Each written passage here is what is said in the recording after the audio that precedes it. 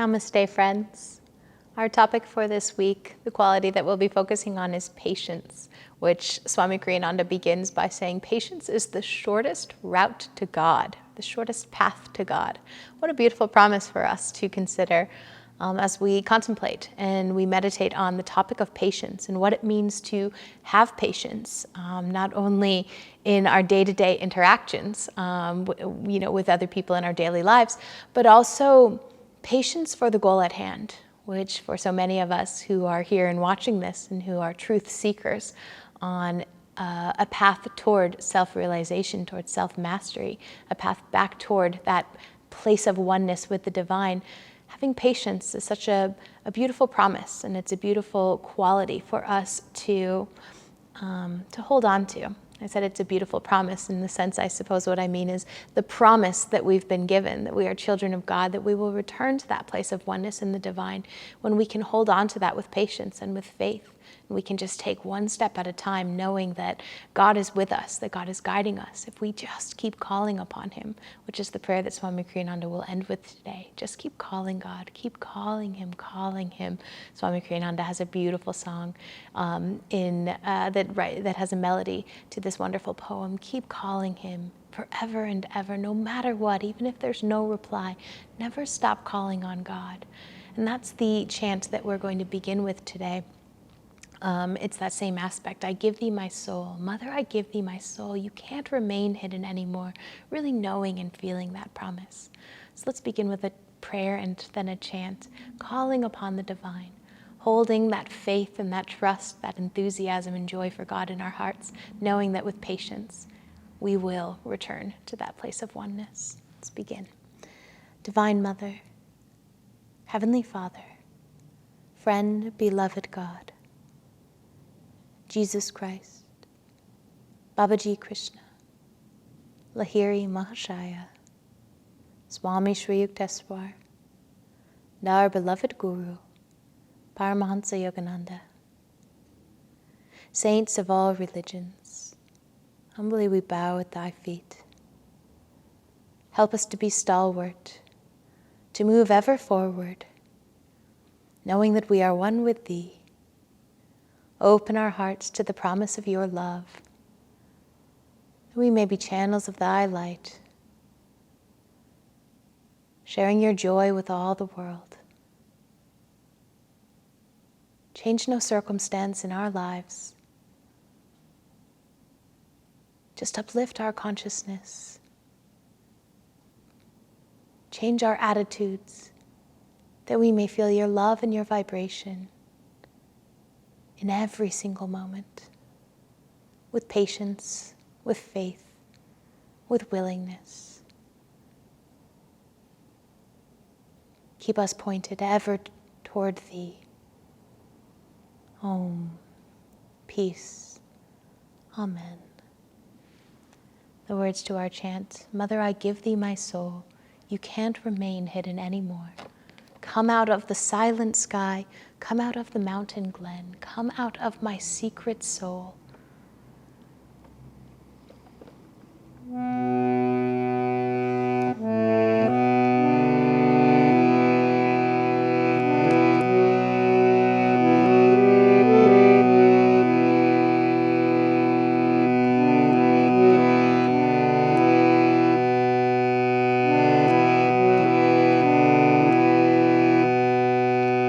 Mother, I give thee my soul, soul, soul, come.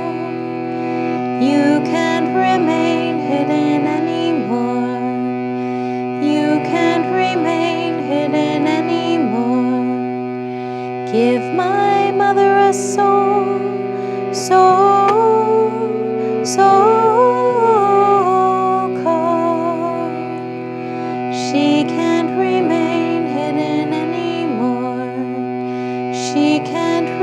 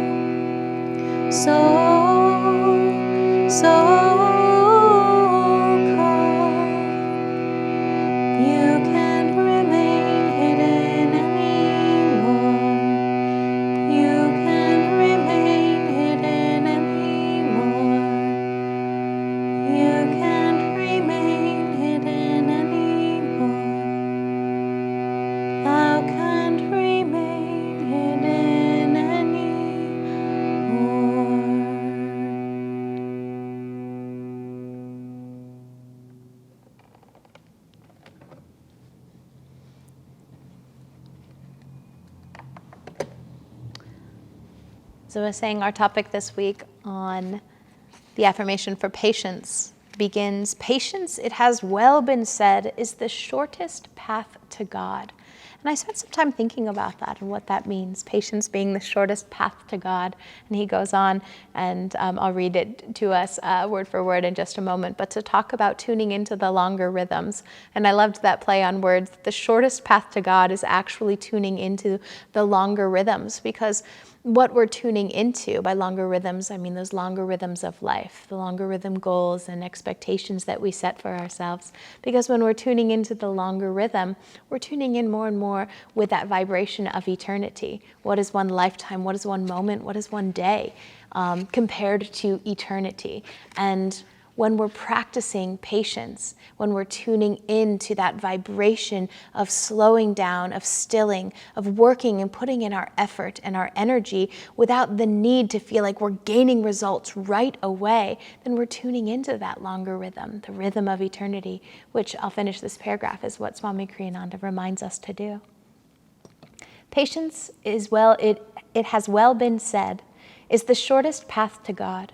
To attune the heart to the rhythms of eternity, one must first adjust himself to life's longer rhythms. He should not allow his mind to become absorbed in concentration on the little ripples at the surface of the sea. We hear over and over again that metaphor. We are not the waves or the ripples on the sea, but we are its ocean depths. We are the stillness of the ocean deeps. And that our reality isn't caught up in all of those little ripples and waves and storms and the boisterous storms of trials that shriek at us, to pull a line from Paramahansa Yogananda's poem, God, God, God.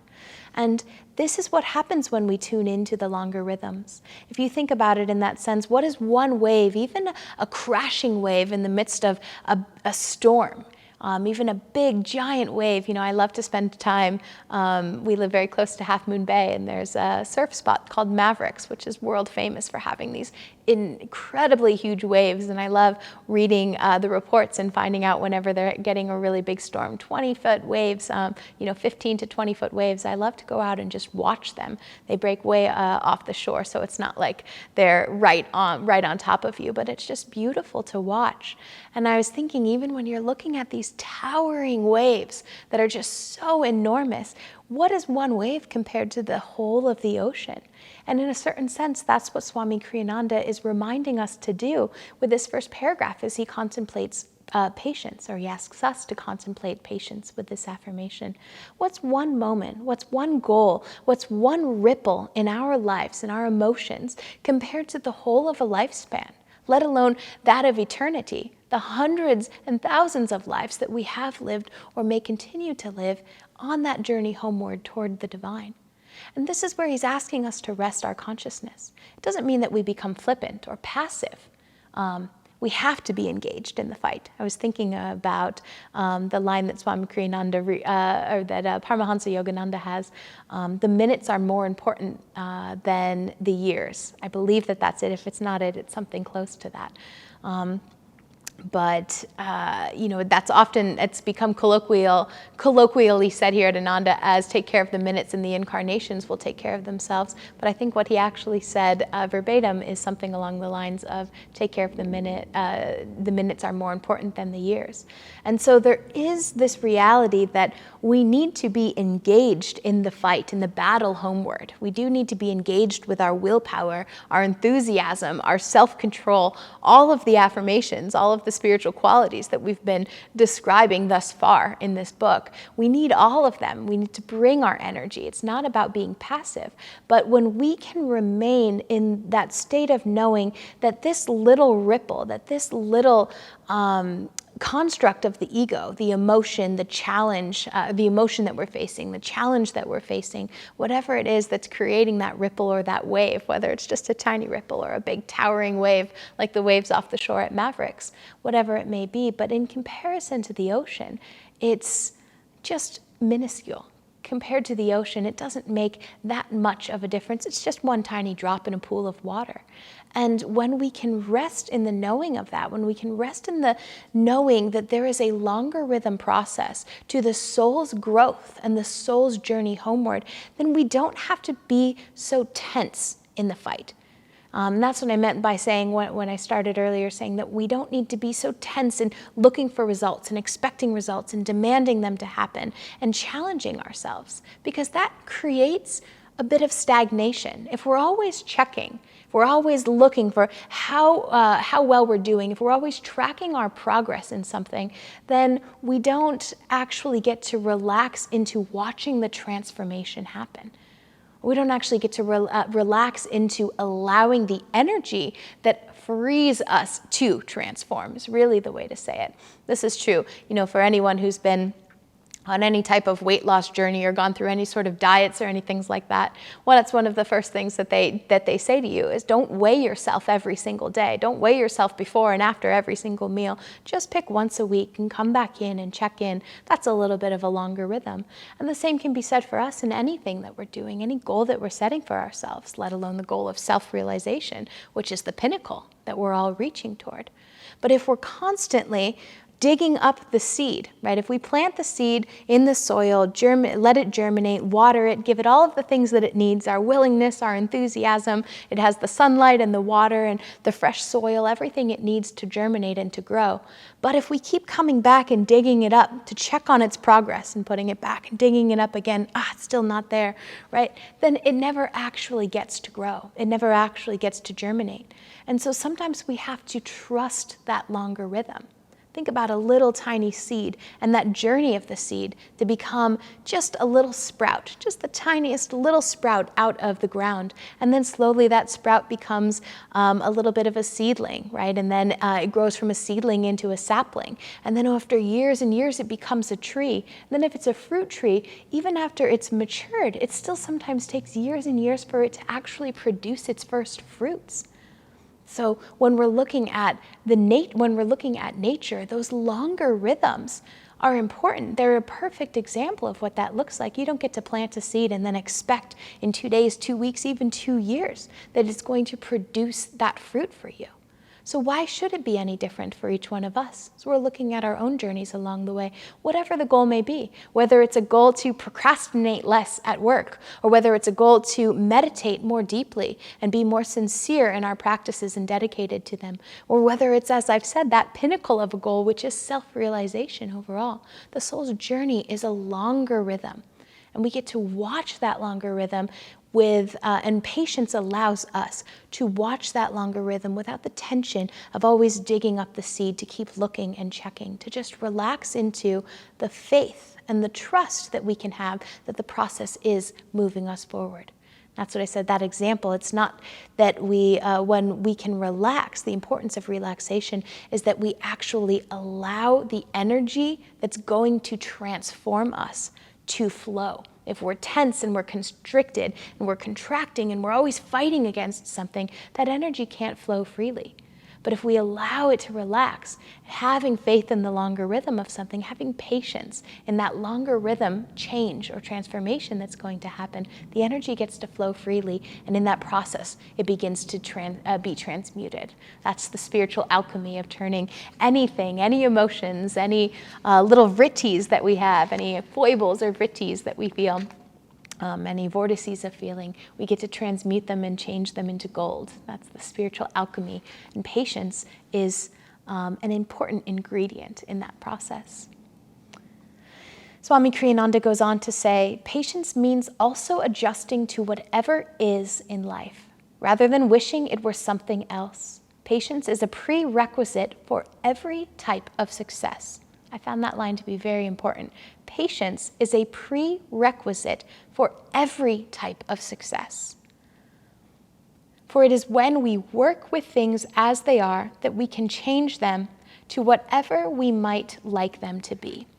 So that's exactly what we were just talking about a moment ago, where when we can relax into accepting things as they are, working with the energy as it is, when we can be relaxed in that process, then we actually allow the energy to flow and it can be transmuted. It can be changed and transformed. So again, whatever the goal, whether it's like a quantifiable material plane goal, I'm going to procrastinate less. I'm going to get my assignments in on their appropriate deadlines. I'm going to sit down every morning and meditate for 5 minutes, 10 minutes, 20 minutes, whatever it may be. Or whether it's those abstract goals that we set for ourselves, which is to be more caring and kind and compassionate, to be more open, to feel less anger.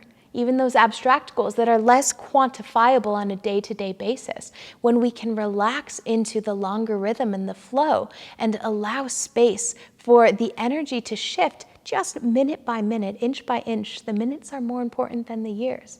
Yes, all of what Paramahansa Yogananda is talking about there is our need is the need for us to put all of our concentration and focus and energy into what we're doing. But what that also presents to us is what Swami Kriyananda is giving us here, this concept of that longer rhythm, that longer range. I believe this is from Swami Kriyananda's book titled The Art and Science of Raja Yoga, and he presents this paradox. He presents this theory of Zeno's paradox, and if it's not from that book, I might be mistaken, but it's somewhere in one of Swami Kriyananda's texts. He presents this concept of Zeno's paradox, and it's always fascinated me. Zeno's paradox is the idea that if I'm trying to get from point A to point B, and every single time that I take the journey to move from point A to point B, I go half of that distance, I'm never actually going to get to point B. So if I go half the distance, and then now here I am at the midway point, then I go half the distance of that, now I'm here, then I go half the distance of that, then half the distance of that, then I'm actually getting more and more incrementally stuck in one place until you're pretty much just stagnant. And when we get caught up in, as Swami Kriyananda says, the little ripples on the surface of the ocean, those little minute by minute, day by day injuries and aggressions that get us caught up, that get us trapped, and we focus too much on those problems, we become too focused on the problem or the issue at hand, then we lose sight of the overall goal. So again, let's say that I've set a goal for myself to be less angry, to not be as reactive and not bring my aggression or my anger towards something. If every single time I slip up, if every single time that that anger comes rushing in, whether I act upon it or not, I get frustrated and I kind of get stuck in that place, then just like Zeno's paradox, I'm sort of just grounding myself and rooting myself more and more in that place of being stuck. Versus if I can look at the longer rhythm through introspection and say, at the end of the day, we didn't do as well as we could have today. Let's reflect on what we can do better. Let's introspect, where did that anger come from? Why was I feeling that anger? What happened in that circumstance, in that situation? Can I get outside of the person involved or the events involved? And can I see what it was that was frustrating for me? Because maybe I'm angry because I'm caught in traffic and now I'm going to be late for my meeting. And I get upset. Well, what am I really frustrated at? It's not fair to be frustrated at just the traffic. There's no one person to point to. What am I frustrated with? Well, maybe I'm frustrated with the lack of control. Why can't I be in control? I'm here, I want to be there, and I want to be there right now. So if we can stop and introspect, look at the longer rhythm, instead of getting caught up in just the moment-by-moment emotions, those ripples on the surface of the sea that keep us caught, that keep us stuck, that make us just go half the distance of where we want to be, right? So if I just stop halfway, which is, I didn't do it today, it's over. Here we go. Another day where I didn't meet my goal. Now I'm frustrated. Now I'm more angry. Now my energy is even more downward pulling. I'm stuck. I've only gone halfway. Because the midway point, the halfway point for any of us on this soul's long journey, remember where we're headed. It's way up here. So to get stuck and stopped just for that one circumstance, or even just for a theme that we're experiencing over the span of a lifetime. How many times do we have to revisit the same emotions that we're working on over and over again? And we may think that we've mastered it, and then there it comes slipping in another circumstance. We come right back to it. That cyclical quality of continuing to work on untangling the vrittis, untangling all of those feelings and emotions that keep us caught, that keep us stuck at the midway point, just like in Zeno's paradox. If I only go half the way and I stop and I let my energy drop there, then I'm never going to make it to my goal.